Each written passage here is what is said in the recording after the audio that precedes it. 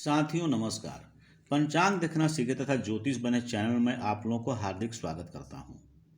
साथियों, रोज की भांति आज हम लोग एक विषय वस्तु जो सीखने जा रहे हैं उसमें देखें गोचर क्या है तथा गोचर के फल के समय तथा नियम क्या हैं उसके बारे में समझें।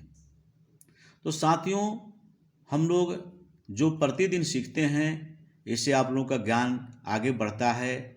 ज्योतिष क्या है, ब्रह्मांड क्या है, भचक्र क्या है, इसे विज्ञान क्यों कहा जाता है, सभी गणना और साधन करके हमारे ऋषि मुनियों के द्वारा जो बताया गया है आज भी हमें देखने को मिलता है। तो गोचर के बारे में जरा हम लोग आज अध्ययन करेंगे। गोचर कहते किसको हैं तथा उसके नियम क्या हैं।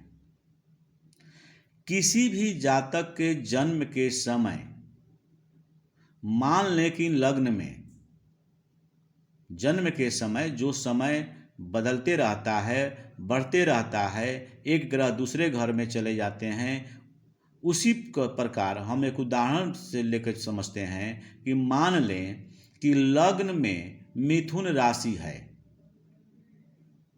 जैसे ये मेरा चार्ट हुआ तो उसी प्रकार मान लिया जाए कि यहाँ मिथुन राशि है लग्न स्थान में, यानी इसको स्थान को हम लग्न कहते हैं। तो लग्न स्थान में यदि मान लिया जाए कि मिथुन राशि है और मिथुन राशि यानी 3 लिखा हुआ है और उसमें चंद्रमा बैठे हुए हैं, तो कुछ समय बाद यानी कुछ दिनों के बाद वह द्वितीय भाव में, इसे प्रथम भाव कहते हैं, इसे द्वितीय भाव कहते हैं। यह पूर्व के वीडियो में आप लोगों को बता दिया हूँ। तो द्वितीय भाव में कुछ समय के बाद चंद्रमा जो है द्वितीय भाव में यदि चले जाते हैं तो कुछ दिनों बाद फिर तृतीय भाव में जाएंगे। यानी गोचर यानी चलते रहते हैं, आगे बढ़ते रहते हैं।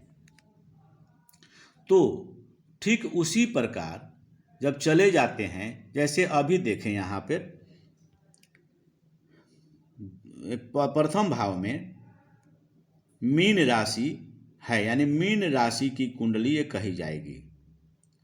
तो इसमें जैसे मान लीजिए बुध ग्रह है, तो बुध ग्रह कुछ समय के बाद जितना दिन एक स्थान में रहते हैं उसके बाद पुनः वो द्वितीय भाव में जाएंगे और द्वितीय भाव में जाने के बाद कुछ दिन बीतने के बाद वो तृतीय भाव में जाएंगे।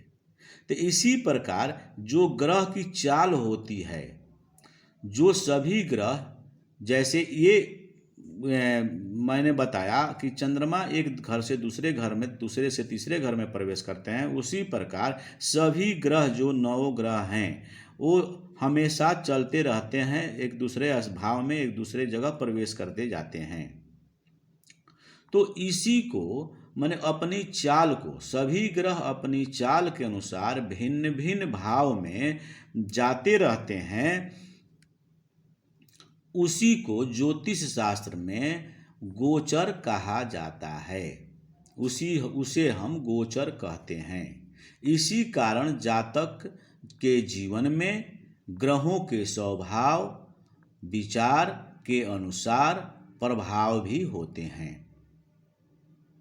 जन्म नक्षत्र अर्थात जिस नक्षत्र के जिस चरण में, विशेष में हम लोग एक बात सीख लेते हैं कि जन्म नक्षत्र अर्थात जिस नक्षत्र के जिस चरण में जातक का जन्म हुआ हो वह नक्षत्र गोचर के समय में सभी वार सभी दिन के अनुसार अलग अलग फल देते हैं। जैसे जन्म नक्षत्र गोचर के समय यदि रविवार के दिन जातक का जन्म हुआ हो और जातक का रविवार का दिन पड़ रहा हो तो उस मास में जातक घूम फिर करने में व्यस्त रहता है। ठीक उसी प्रकार जन्म नक्षत्र गोचर के समय यदि मंगलवार सोमवार पड़ रहा हो तो उस मास में अच्छा फल प्राप्त होता है और उत्तम भोजन की प्राप्ति होती है। ठीक उसी प्रकार जन्म के समय, जन्म नक्षत्र गोचर के समय यदि मंगलवार का दिन पड़ता हो तो उस मास में जातक जो होता है वह आलसी होता है तथा अग्नि का भय बना हुआ रहता है। बुधवार यदि पड़े यानी जन्म नक्षत्र गोचर के समय बुधवार यदि पड़ता हो तो उस माह में विद्या में रुचि बढ़ती है, परंतु भय बना रहता है जातक को। यदि गुरुवार पड़ता है तो वस्त्रादि की प्राप्ति और सुख की प्राप्ति होती है। उसी प्रकार सूर्य यदि हो तो वह शुभ होता है।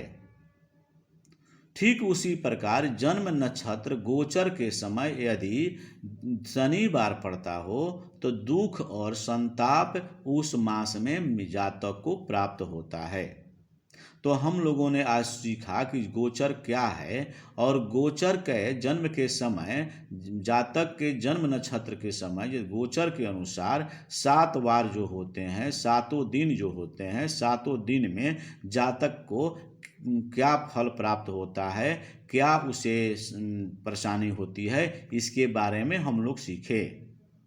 तो पुनः हम लोग फिर नई बात लेकर के आएंगे और सीखेंगे। तब तक के लिए धन्यवाद।